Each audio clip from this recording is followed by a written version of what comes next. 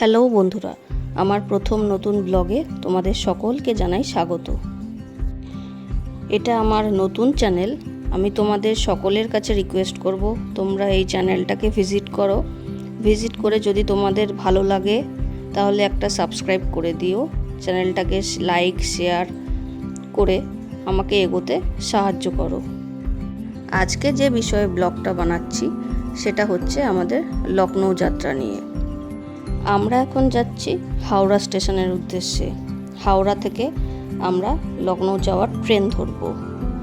লখনৌ আমরা যাচ্ছি কুম্ভ এক্সপ্রেসে, যার নাম্বার হলো 12369, যেটা হাওড়া থেকে দুপুর 1টায় ছাড়বে। আর এটার শেষ স্টপেজ হলো দেরাদুন, কিন্তু আমরা তার আগেই লখনৌতেই নেমে যাব, যেটা আমাদের ভোরের দিকে অ্যারাউন্ড 7টা থেকে 7:30টার মধ্যে নামিয়ে দেবে। আমরা রবীন্দ্র সেতুর ওপর দিয়ে এখন যাচ্ছি।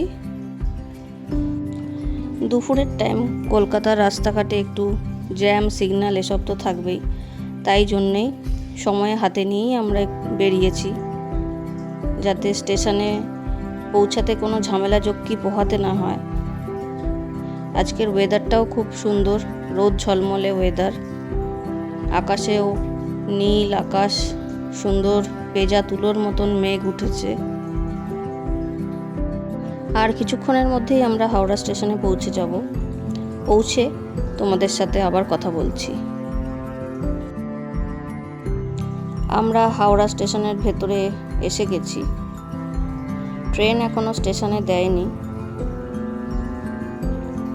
আমরা একটু আগেই এসে পৌঁছেছি। এইখানে বিশ্বভারতী ইন্টারসিটি এসে দাঁড়িয়েছে। তো আমার এই ব্লগটা যদি তোমাদের ভালো লেগে থাকে তাহলে অবশ্যই একটা কমেন্ট করো, লাইক করো আর চ্যানেলটাকে সাবস্ক্রাইব করো। আর আমাকে এইভাবেই তোমরা উদ্বুদ্ধ করে তোলো, যাতে আমি নতুন নতুন ভিডিও তোমাদের সাথে শেয়ার করতে পারি। দেখো, এইভাবে ট্রেনে ভেতরটা পরিষ্কার করা হচ্ছে এই মেশিনটা দিয়ে। এখন স্টেশনে আমাদের ট্রেন ঢুকে গেছে। কুম্ভ এক্সপ্রেস 12369 হাওড়া থেকে দেরাদুন অবধি যাবে। আমরা যাব 2 টায়ার এসিতে।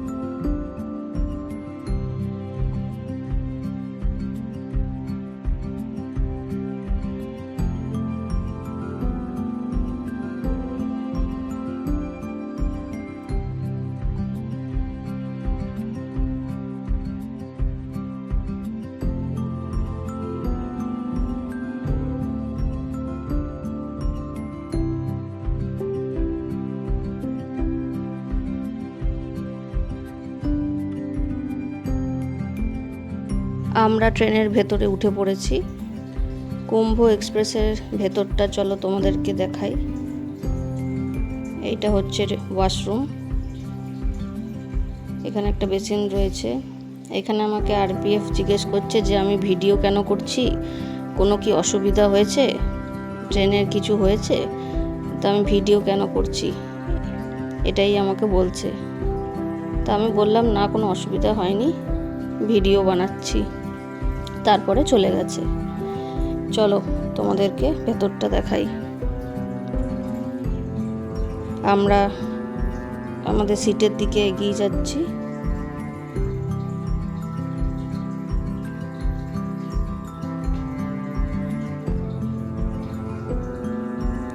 এই হচ্ছে আমাদের সিট। 2 tyre AC. সব কিছুই ভালোই পরিষ্কার পরিচ্ছন্ন ছিল, শুধু জানলার কাঁচটাই ভালো নয় আমার দিকের। আমাদের সিটের সামনে যে কাঁচটা পড়েছিল, যেই উইন্ডোটা পড়েছে, কাঁচটা ভালো না, একদমই ঝাপসা, বাইরের কিছুই দেখা যাচ্ছিল না, না কোনো ফটো ভিডিও কিছু তোলা যাচ্ছিল। অগত্যা কিছু করার নেই। এইখানে সানা খাবার খাচ্ছে, ওর খিদে পেয়ে গেছে। ওর জন্য বাড়ি থেকে একটু স্যান্ডউইচ বানিয়ে এনেছিলাম, সেটাই ও খাচ্ছে। আমাদের ট্রেন ঠিক 1:01 হাওড়া থেকে ছেড়ে দিয়েছে। এইখানে কিছু ফোন নাম্বার দেওয়া রয়েছে, কারোর যদি কোনো অসুবিধা হয় তাহলে এই ফোন নাম্বারে ফোন করলে ওরা সহযোগিতা করে। বাড়ি থেকে আমরা বানিয়ে এনেছিলাম ডিমের কষা আর ফ্রাইড রাইস বলবো না, জিরা রাইস বলবো, যেটা খুব খেতে ভালোই হয়েছিল। আমরা খেতে খেতে বাইরের দৃশ্য দেখতে দেখতে আমাদের যাত্রা শুরু করেছি। এই ভিডিওতে তোমাদেরকে আমি দেখাবো আমাদের ট্রেন জার্নিটা।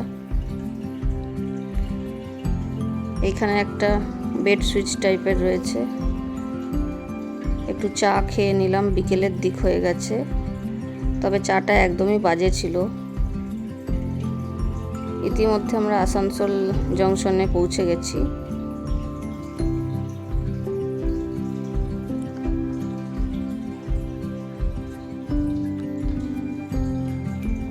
আমরা আবার আমাদের যাত্রা শুরু করে দিয়েছি।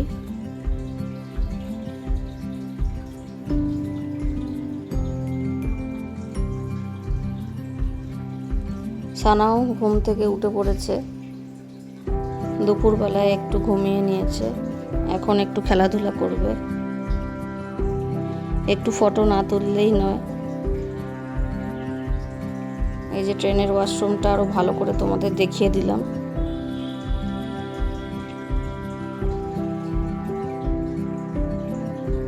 এখন আমরা মধুপুরে।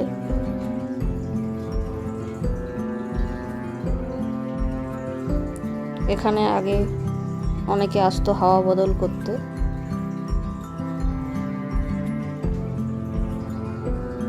এইখানে ছোলা মাখা বিক্রি হচ্ছিল, আমরা একটু সকলে ছোলা মাখা খাবো। সাথে সাথে সানাও কালার করছে, তার গ্র্যান্ডমাও কালার করছে। এই করেই ট্রেন জার্নিটা আমাদের চলছে।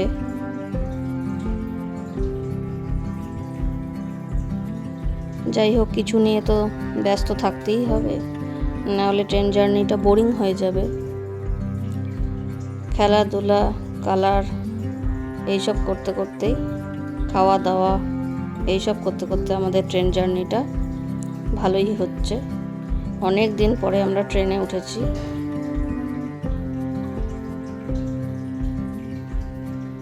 সানা সুন্দর করে কালার করছে।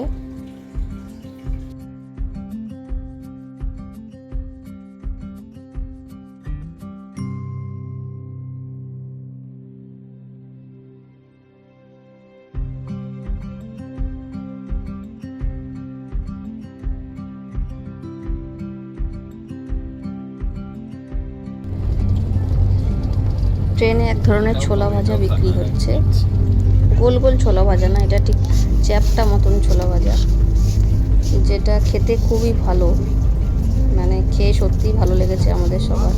জানি না এটাকে কি বলে থাকে, তোমরা যদি কেউ জেনে থাকো তাহলে কমেন্ট করে জানিও। এই যে ছোলা ভাজাটা, ছোলা ভাজা খেতে খেতে আমরা ঝাঝা স্টেশনে পৌঁছে গেছি। প্রচুর লোক ঝাঝা স্টেশনটা নাকি সত্যিই খুব সুন্দর, এখান থেকে পাহাড়ও নাকি দেখা যায়। তো যাই হোক, আমরা অতটা পাহাড় দেখতে পাইনি।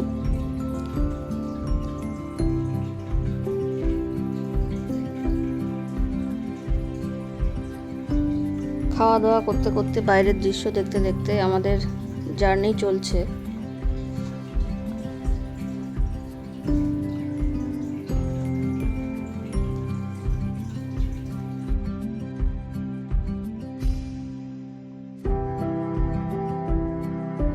বাইরে এখন সন্ধে নেমে এসছে, আর সানা এখন একটু গেম খেলছে।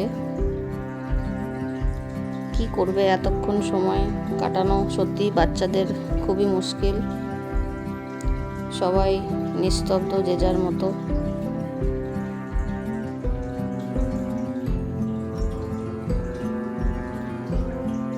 এখানে ইশিতা টেক্সটাইল কানপুর বলে লেখা রয়েছে বালিশের কভারে। তো পরের দিন সকালবেলায় আমরা লখনৌ স্টেশনে নেমে পড়েছি। লখনৌ স্টেশনে নেমে আমরা একটা গাড়ি করে নিয়েছি, যেটা আমাদের একেবারে বাইরে অবধি পৌঁছে দেবে, কারণ এতগুলো লাগেজ নিয়ে যাওয়া সম্ভব নয়, আর অনেকটাই দূরত্ব মেন রোড অবধি পৌঁছাতে। তো আমরা তার জন্য একটা গাড়ি বুক করে নিয়েছিলাম।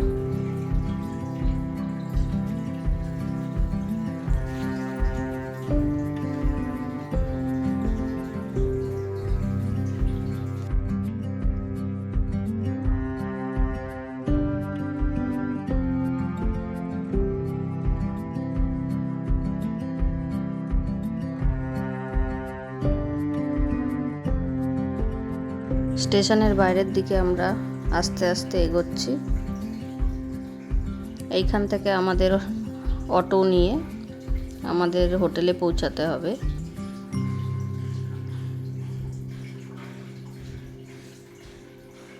এখন মানুষজন ট্রেন ধরার জন্য অপেক্ষা করছে, স্টেশনে বসে আছে। তো আমরা লখনৌ স্টেশনের বাইরে এসে গেছি। দেখো লখনৌ স্টেশনটা কি সুন্দর, পুরো রাজপ্রাসাদের মতন দেখতে লাগছে, নবাবী রাজপ্রাসাদের মতন। তো আমরা একটা অটো নিয়ে নিয়েছি, অটোতে করে আমরা আমাদের হোটেলে পৌঁছে যাব।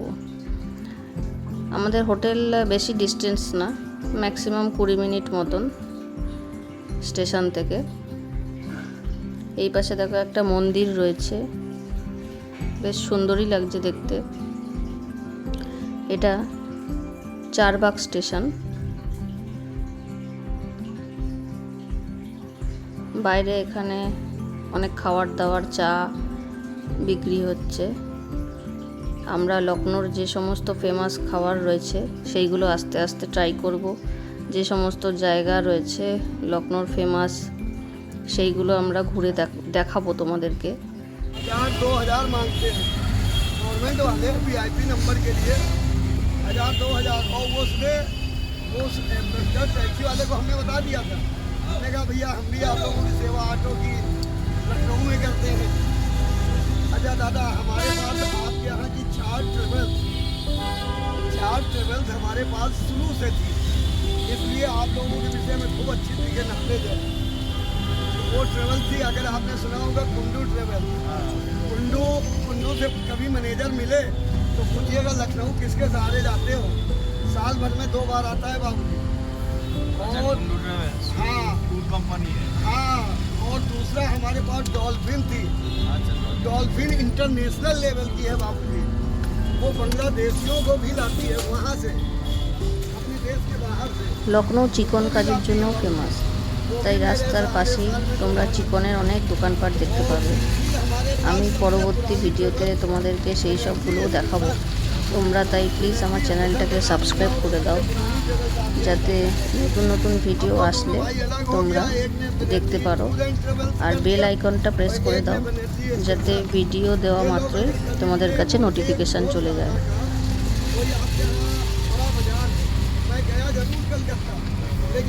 দেখো তোমাদেরকে দেখাচ্ছি লখনৌর রাস্তাঘাট, বাড়ি ঘর। লখনৌতে বেশ চওড়া চওড়া রাস্তা রয়েছে।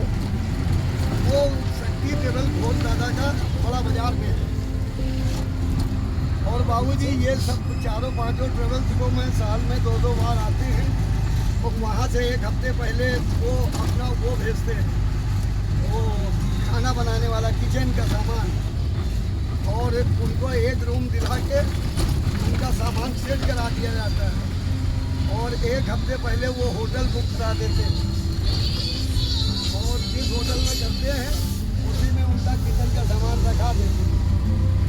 जबकि बाबूजी मैं पंडित हूँ, मैं मछली वगैरह छूता भी नहीं हूँ,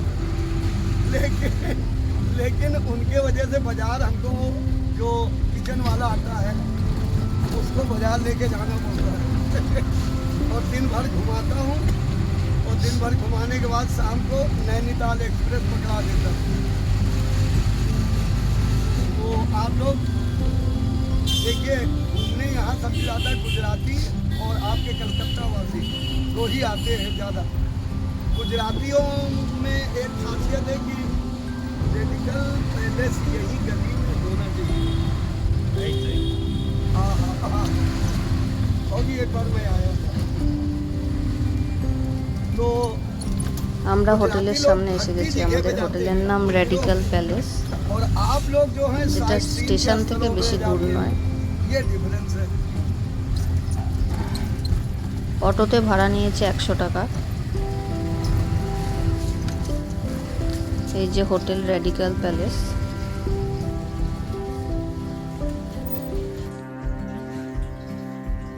এইখানটা হচ্ছে হোটেলের রিসেপশন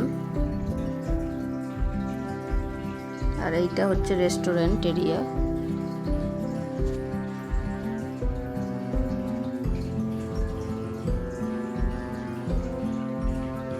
হোটেলের ভিডিও আমি নেক্সট ব্লগে শেয়ার করব। এখন আমরা পৌঁছে গেছি। এরপর একটু ফ্রেশ হব।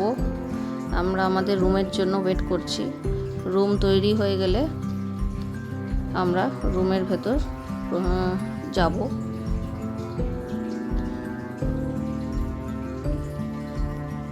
আমার ভিডিও যদি ভালো লাগে চ্যানেলটাকে সাবস্ক্রাইব করে দিও।